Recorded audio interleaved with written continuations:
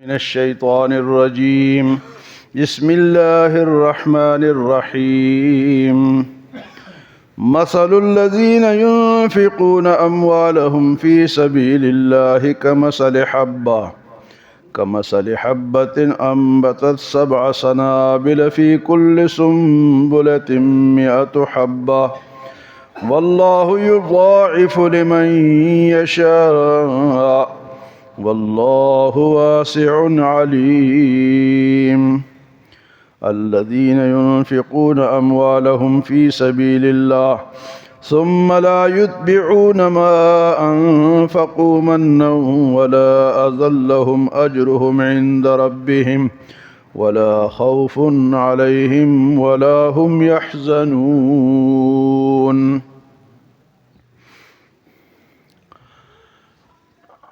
مثالوں کا بیان ہو رہا ہے. اللہ پاک نے مثالیں بیان فرمائی ہیں. فرمایا جو لوگ اللہ کے راستے میں خرچ کرتے ہیں، اپنا پیسہ لگاتے ہیں، ان کی مثال اللہ پاک نے بیان کی. مثل الذین ينفقون اموالهم فی سبیل اللہ، مثال ان لوگوں کی جو اللہ کے راستے میں اپنے مال کو خرچ کرتے ہیں، ان کی مثال ایسی ہے کمثل حبہ، جس طرح کہ ایک دانہ ہوتا ہے، بیج. کمثل حبہ، ایک بیج کا دانہ ہوتا ہے. انبتت، اس کو کاشتکار یا کوئی بھی انسان اس کو بوتا ہے. انبتت تو فرمایا کہ انبتت 7 سنابل، اس ایک دانے سے 7 خوشے نکلتے ہیں. دانہ ایک ڈالا اور یوں کر کے گچھا نکلا اس میں سے خوش. اس کے ہوتے ہیں جس پہ وہ خوشہ کھڑا ہوتا ہے، وہ 7 نکل آتے ایک دانے سے. فرمایا 7 سنابل فی کل سنبلۃ 100 حبہ، اور ہر دانے میں پھر ہر خوشہ جو نکلتا ہے اس میں پھر 100 دانے لگتے ہیں. 100 ہو، 50 ہو، 200 ہو، جو بھی ہو. مکئی کی فصل آپ لوگوں نے دیکھی ہوگی، چاول کی فصل ہے، اس طرح گندم کی. وہ خوشہ اوپر جب جاتا ہے تو اس میں بہت سارے دانے لگتے ہیں. فرمایا کہ اس نے تو ایک دانہ ڈالا، ایک سے 7 خوشے نکلے، اور ہر خوشے میں 100 دانہ لگا. فرمایا کہ ایک دانے سے کتنے دانے حاصل ہوئے؟ 700. کتنے؟ 700 دانہ ایک. فرمایا جو اللہ کے راستے میں خرچ کرتے ہیں وہ 1 روپیہ لگاتے ہیں لیکن ثواب 700 کا ملے گا. کم سے کم ثواب جو ہے تو 10 تو ہے ہی نا. من جاء بالحسنۃ فلہ 10 امثالھا، جو ایک نیکی کرے گا، جو ایک دفعہ سبحان اللہ کہے گا، کتنے سبحان اللہ کا ثواب ملے گا؟ 10 کا.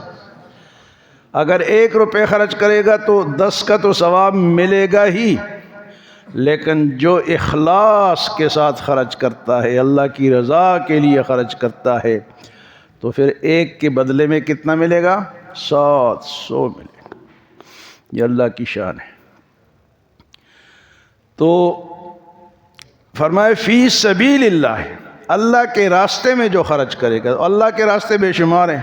سب سے پہلا اور بڑا راستہ جو ہے وہ علم دین ہے. علم دین کسی کو حاصل ہوگا تو آگے عمل کرے گا نا. اس کے پاس علم ہی نہیں ہے تو علم دین. اگر آپ آتے ہیں نا جی اپنے گھر سے، اس نیت سے آتے ہیں کہ ہم جا کے درس سنیں گے، کوئی علم دین کی بات ہمیں حاصل ہوگی، تو یہ آپ فی سبیل اللہ میں آ رہے ہیں. کس میں آ رہے ہیں؟ فی سبیل. آپ کو یہ خواہش ہے نا کہ مجھے کوئی دین کی بات سمجھ میں آ جائے گی، تو فی سبیل اللہ سب نمازی تو اس نیت سے آنا چاہیے، اور پھر بیٹھنا بھی چاہیے، سننا بھی چاہیے، سمجھنا بھی چاہیے، حاصل بھی کرنا چاہیے.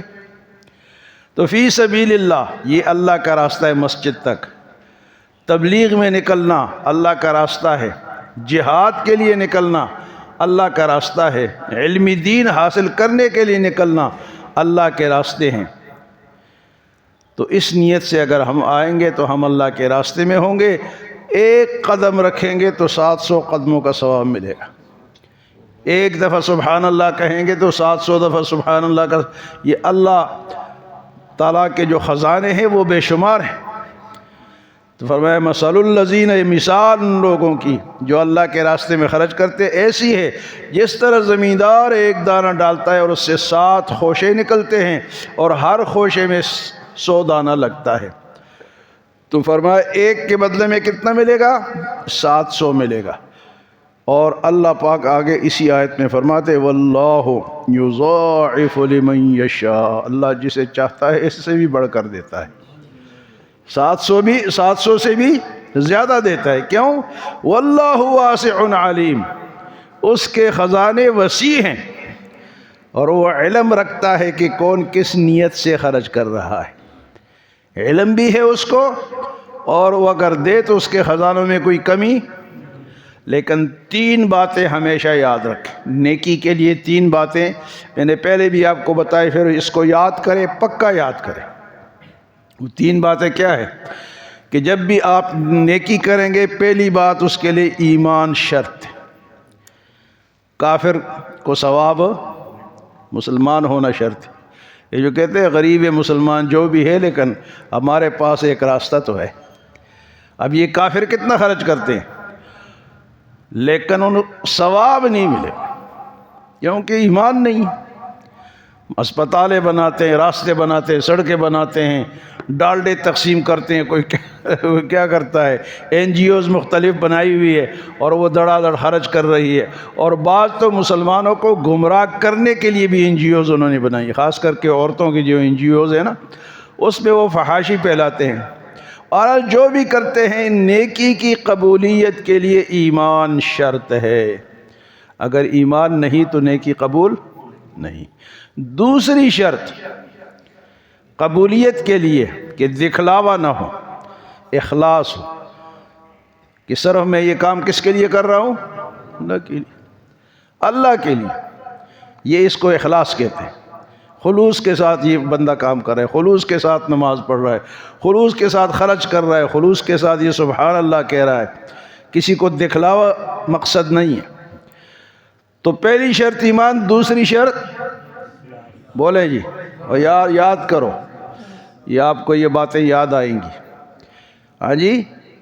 دوسری شرط ہے اخلاص، کہ خالص اللہ کی رضا ہو. اب ہم آئے ہیں نا، مسجد میں آئے ہیں، تو ہمارا مقصد کیا ہونا چاہیے کہ میں اللہ کی رضا کے لیے جا رہا ہوں. 1 روپیہ خرچ کرتا ہے تو میں اللہ کی رضا کے لیے خرچ کروں. 1 تراویح پڑھتا ہے اللہ کی رضا کے لیے پڑھ رہا ہوں، تو وہ بڑھ جائے گا، اس کا اجر بڑھ جائے گا. اور تیسری شرط کیا ہے قبولیت کے لیے؟ کہ وہ سنت رسول اللہ صلی اللہ علیہ وسلم کے مطابق. سنت سے باہر کام کوئی بھی آپ کرے، بڑے سے بڑا کام کرے، آپ ساری رات جلوس نکالیں، پوری پنڈی میں وہ پھرے، اسلام آباد تک جائے واپس آئے، تو وہ سنت تو نہیں ہے نا. سنت ہے، سنت شرط. اپنے کام کو پیش کرو حضور صلی اللہ علیہ وسلم کی سنت پر. اگر اس سنت کے مطابق ہے تو اجر ہی اجر ہے. کیونکہ عمل کے قبولیت کے لیے حضور صلی اللہ علیہ وسلم کا طریقہ، جس طرح میں نے رات کو آپ سے کہا تھا کہ آج کل کی زبان میں راج اللہ کا، رواج محمد کا صلی اللہ علیہ وسلم. رواج کے معنی طریقہ، کہ راج حکم کس کا ہوگا اور رواج کس کا ہوگا، طریقہ کس کا ہوگا؟ پیغمبر محمد مصطفیٰ صلی اللہ علیہ وسلم. تو یہ عمل قبول ہوگا. تو آج کی جو مثال بیان ہوئی ہے وہ اس کی ہوئی ہے کہ اللہ کے راستے میں جو خرچ کرتے ہیں، 1 کے بدلے میں کتنا گناہ ملے گا؟ 700 گناہ ملے گا. اور اگر اخلاص زیادہ ہے تو اللہ فرماتے کہ واللہ یضاعف لمن یشاء، اللہ اس سے بھی بڑھا سکتا ہے. واللہ واسع علیم، اور اللہ کے خزانے تو بے شمار ہیں، اور وہ جانتا ہے کہ کون دکھلاوا کر رہا ہے، کون اخلاص کر رہا ہے. عالم دلوں کے راز کو جانتا ہے نا، اس کا پتہ چل جاتا ہے یہ فلاں بندے نے خرچ کیا، اس میں کتنا اخلاص ہے کتنا نہیں. عالم واللہ واسع علیم. اللہ ہمیں عمل اور سمجھ کی توفیق عطا فرمائے.